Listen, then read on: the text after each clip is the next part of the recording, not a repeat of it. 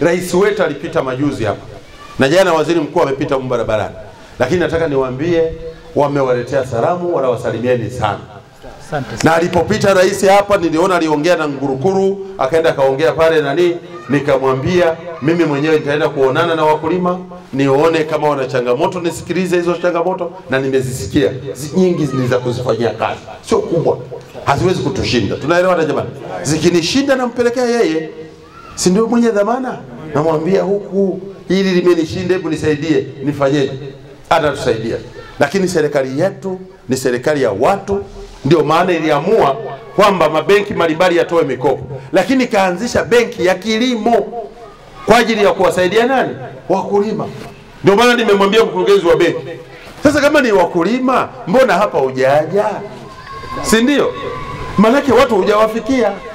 Kwa hiyo tumekubaliana waje hapa wakae na nyinyi waone wanavyoweza kuwakopesha. Tunaelewana jamani? Kwa hiyo hili tunataka lifanywe hivyo, lifanyike hivyo, itatusaidia. Lakini jambo lingine tumekubaliana, ardhi yetu lazima ipimwe, iwe na matumizi sahihi. Tujue hii ni kwa ajili ya kilimo, hii ni kwa ajili ya kujenga, hii ni kwa ajili ya mifugo. Tumeelewana jamani? Hapo ndio migogoro yote ya wafugaji, wakulima itaisha. Na sitaki kusikia eti mtu anafuga anaenda kuvamia eneo la mtu, analima anaenda kuvamia. Kila eneo lina utaratibu wake na matumizi ya ardhi yawekwe hivyo. Na hivi tumekubaliana na wenzangu, tutalisimamia hilo kuhakikisha mambo yote yanakwenda. Lakini tumezungumzia pembejeo. Pembejeo tunahitaji madawa, tunahitaji mbolea, tunahitaji mbegu nzuri. Taasisi zetu za mbegu, amesema hapa mzee, walimpa mbegu za mahindi zinafanana na mtama. Sasa hizo zinazofanana na mtama sijui mbegu gani. Maana yake walimtapeli. Si ndio jamani?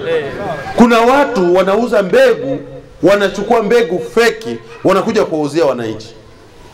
Kuna mbegu sasa hivi tumekuja na mfumo, mbegu zile kabla hujanunua kuna namba iko kama ile ya vocha ya kwenye simu, unafuta pale.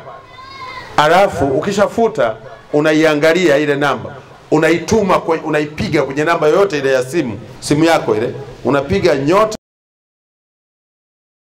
nyota 52 alama ya reli. Hapo hapo unapata majibu kabla ya kulipa hela. Inakwambia hiyo mbegu ni feki au hiyo mbegu ni halali. Huo mfumo tumeuzindua mwaka huu kule kwenye 88 Simiyu, na utasimamiwa na wizara yangu ya kilimo. Tumeelewana jamani? Tunataka mbegu zije zile ambazo ni mbegu sahihi, mbegu zinazofaa, ziwe za mahindi, ziwe za muhogo, ziwe za nini, za korosho, kila kitu, za mfuta. Mpate mbegu sahihi zinazoweza kuzaa sana, zinazoweza kuongeza mavuno, ambazo kwa kweli zinastahimili hata magonjwa. Hiyo ndio tunachokitaka. Tumeelewana jamani? Kwa hili tutalisimamia. Lakini hawa watu wanaouza feki, ukipata umepanda, alafu baada ya muda imeonekana ni feki, mwe mnatuambia. Kwa hiyo kile kikaratasi kile ulichonunulia kile kinakuwa kimeandika na kampuni, si ndio? Kitunze, ukipanda usitupe, kitunze. Ili kionekana ni feki, unatuambia kikaratasi nilichonunulia ni hiki, nimenunua hazikuota au zilionekana hivi, ili tuwafuate wale watu waliouza, tuweze kuwachukulia hatua za kisheria. Tumeelewana jamani? Vivyo hivyo kwenye madawa tunataka hivyo, kwa sababu hatutaki madawa feki. Na mimi natamani sana nikamate hao ambao wanauza madawa feki. Tukiwakamata hao, watakuja kujua serikali iko wapi. Tumeelewana? Lazima tuwafundishe, hiyo itatusaidia sana. Mwaka huu tumepata changamoto kwenye ugonjwa. Kuna ugonjwa umekuja unaitwa homa ya mapafu unaosababishwa na virusi vya corona, si ndio? Kwanza nawapongeza mashehe na watu wa dini za Kikristo kwa maombi yenu, mpaka corona vile virusi vimekimbia Tanzania. Maombi yana nguvu, uongo kweli? Ndio maana naharakisha hata hotuba yangu ili tuwahi msikitini. Kwa hiyo maombi yetu yamefukuza corona, lakini sio kwamba imekwisha kabisa. Corona bado ipo. Tumeelewana jamani? Corona bado ipo. Sasa muendelee kuchukua tahadhari. lakini kubwa litakayojitokeza, baadhi ya mazao bei zitaathirika. Kwa nini? Wale wanunuzi hawatakuja. Kwa mfano korosho huwa tunauzia India, tunauzia Vietnamu. India mpaka leo hakuna ndege inaruhusiwa kuingia wala kutoka. Sasa wale ambao wanakuja kununua watakujaje? Hawawezi kuja, si ndio? Kwa hiyo lazima tuje na utaratibu mwingine. Wale watu tunataka walete hela. Sasa wanaletaje? Kwa hiyo moja ya utaratibu tunaotegemea kuutumia ili wale hata kama hawana uwezo wa kuja kule wanaweza kushindana. Tutatumia mifumo miwili kwa wakati mmoja. Tutakuwa na lile sanduku tulizoea lile wanaleta wanatumbukiza mule, tunafungua, si ndio? Tutakuwa na mfumo wa pili wa kuuza kwa mtandao. Kwa mtandao, tunaelewana? Ili tutatangaza dunia nzima kwamba tarehe siku fulani muda fulani tunauza korosho za Kilwa, ziko gara fulani, daraja la kwanza ni hizi, daraja la pili ni hizi, tunauza. Kokote uliko, hata huko India kama huko ndani, ingia kwenye mtandao tu tuambie bei. Kwa yeye mwenyewe anaingia kwenye mtandao kule, anaweka bei yake. Huku wengine wataleta vikaratasi kwenye box letu. Tutakapofungua tutaangalia, kwenye boxi mnasemaje? Huyu anasema nanunua kwa shilingi kadhaa. Huyu kwenye mtandao anasemaje? Anasema nanunua kwa shilingi kadhaa. Hayo yote tutayaamulia. Yule atakaye kuja na bei nzuri ndio tutampa. Tunaelewana jamani?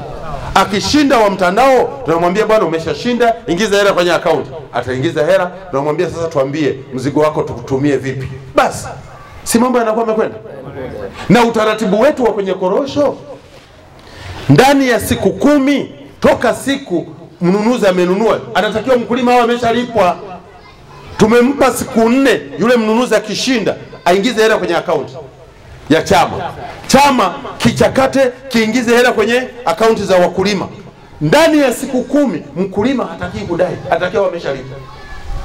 Ikitokea kuna chama mmeniambia tu wanauza wanakaa miezi miwili, hao watu, hao viongozi wa chama hawafai. Hao hawafanyi nini jamani? Hawafai. Utaratibu ni ndani ya siku ngapi? 10. Huyu anayeenda kuzidisha siku ni nani? Kwa hiyo ikitokea hivyo muwe mnaniambia. Ni rahisi kufika tu hapa, nitakuja na gari nije nile sahani moja na hao viongozi wa vyama. Tumeelewana jamani? Kwa hiyo hilo halikubaliki. Sasa nataka muhakikishe kwamba kila wakati hao wanakwenda kufuatana na tulivyokubaliana. Wakienda tofauti tu, hapana. Kwa hiyo huo mfumo tutakuja nao. Na malipo yanatakiwa yalipwe kulingana na madaraja. Na huwa tunakubaliana. Hata kesho tunaenda kwenye mkutano unafanyika Lindi pale, wa wadau wa korosho. Tunashauriana, tunakubaliana kabla. Mtu akikiuka kuna adhabu. Yule muuzaji akichelewesha huwa anaweka dhamana, tunakata hela. Zile hela zake zile alizoweka, akichelewesha siku moja tunakata hela zake. Sasa kwa nini zichelewe? Lengo la serikali ni kutaka kuhakikisha mkulima alipwe kwa wakati. Lakini sasa hivi tumeanza mikoa mingine, kwenye kahawa Kagera tumeanza, kwenye pamba tumeanza. Vyama vya ushirika badala ya kwamba vikusanye tu mazao, tunaanza kuangalia uwezekano wanakopeshwa na TADB, hii benki ya kilimo. Inawakopesha hela. Siku ile mkulima anapoleta pale, apewe hela ya kuanzia ya kula maisha kwanza. Ikiuzwa, baada ya kuuza yale mabaki, sasa tunasema ulishatanguliza shilingi kadhaa, sasa zilizobaki analipa. Hapo vipi? Ndio tunavyotakiwa. Na ndio maana tukasema hata kwenye vyama vya ushirika waanzishe vyama vya kukopa na kuweka vile SACCOS ndani ya kile chama, ili kusudi mkulima wakati wote akiwa na shida, huyu ni mwanachama, anajulikana. Sasa huyu ana shida, hela akope pale kwenye chama chake, atakuja kulipa wakati wa mavuno. Hayo ndio yanayotakiwa. Tumeelewana jamani? Sasa wakati nina shida kunikopeshi, wakati wa kuvuna ndio mnakuja, usiuze shambani, ulikuja kunisaidia, ulikuwepo. Wakati mimi nahangaika kutafuta mbegu, kutafuta vibarua, kwenda kufekela, ulikuwepo. Haiwezekani. Wakati wa shida tuwe pamoja, na wakati wa raha tuwe pamoja, ndio inaleta mantiki. Tumeelewana jamani? Kwa hiyo ndio utaratibu tunaoutaka kama serikali, na tunatamani mambo yawe hivyo. Kwa hiyo ushirika, viongozi wangu wa ushirika, muhakikishe inakuwa hivyo. Wananchi wahudumiwe, muwatembelee, muwahamasishe wawe kwenye SACCOS, na SACCOS zitekeleze wajibu wake. Zitekeleze wajibu wao wa kuwahudumia wananchi pale wanapokuwa na shida, wakopeshwe, wapate fedha, na hiyo itakuwa ni swala la msingi. Lakini lingine, mizani ina changamoto. Kuna watu wanachezea hizi mizani. Uongo kweli? Unapima hapa, wanakuambia kilo kadhaa, zikienda huko eti zimepungua. Zimepunguaje? Ndio maana mimi nasema mambo tu tunamalizana huku kwenye chama cha msingi. Mtu anapoleta tunampimia, ni kilo zako kadhaa, tunachukua mzigo wake. Au mnasemaje? Manake hii ya kusema mnaenda kupimia kwenye Garakuu. Garakuu kuliko wapi? Na Ngurukuru. Si ndio? Wakulima wangapi watakuwa na uwezo wa kufika kule? Tutajuaje kama huko katikati huko mmeshusha kilo kadhaa? Inawezekana mmepunguza. Si ndio ndugu zangu? Tumalizane hapa kwenye chama cha msingi. Tupimiane hapa, mzigo wako unaoona, na zile mizani ziwe zimechekiwa na wakala wa mizani. Wanasema ziko sahihi, tunaona ziko sifuri. Tumeelewana jamani? Hayo ndio tunayoyataka, na hayo ndio tutakayoyasimamia. Tunataka eneo lenu lina ardhi nzuri sana. Nataka watafiti waje wafanye utafiti. Waangalie pia mazao mengine yanayoweza yakalimwa vizuri. Sasa hivi kuna eneo la mboga mboga na matunda. Kuna mboga mboga Waarabu wanahitaji, wazungu wanahitaji, Wachina wanahitaji. Rais wetu tunataka atuletee ndege ya mizigo. Iwe inapakia tani 100 hapa kila siku, inaruka. Inawapelekea mboga mboga huko Ulaya huko. Watupe dola. Sasa wapi tulime mboga mboga na matunda za kutosha za kujaza tani 100 kwa siku? Tumeelewana jamani? Kwa hiyo nataka wataalamu waje hapa waangalie haya mabonde mlio nayo, mapori haya. Tunapoweza kumwagilia, tunapoweza tukalima ni mboga gani, lakini kabla ya kulima tujue ni aina gani ya matunda yanahitajika huko. Si ndio? Maana unaweza ukalima maembe haya wakawaambia haya sisi hatutaki. Kwa hiyo lazima tujue, lakini wataalamu watuambie haya ndio yanayopendwa. Kama ni maparachichi, tujue ni maparachichi ya mbegu gani. Kama ni mboga za majani, ni mboga gani? Mimi juzi nimelima mahindi eka 28 kule Rukwa. Nimepata magunia sijui 200 tu. Watu wakaniambia umelima hasara, umepata hasara. Taka kilimo tulime mwaka mzima, kipindi hiki ni cha kiangazi, si ndio? Lakini haya maji tungeyatumia, tungetengeneza mabwawa huku, maana tungelima mwaka mzima. Kwa hiyo tungemwagilia mboga matunda, na tungepata hela za kutosha. Hapa ndio tunataka hili tulifanyie kazi. Na nimeagiza tume ya umwagiliaji waje watuangalie maeneo ya kujenga mabwawa. Wala sitaki mabwawa yale makubwa. Wanatengeneza kwenye mto pale, wanaenda wanatengeneza kinga.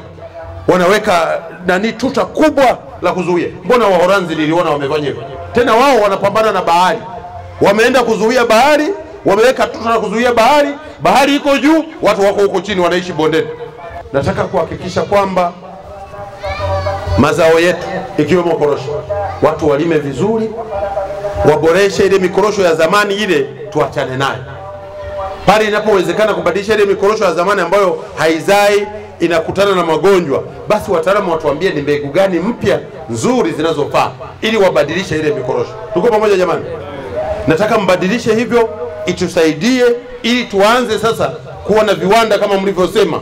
Viwanda vidogo vidogo, viwanda vikubwa, tuzalishe juisi, tuzalishe sijui siagi inayotokana na korosho. Lile bibo lile lina hela nyingi sana kuliko kale kambegu.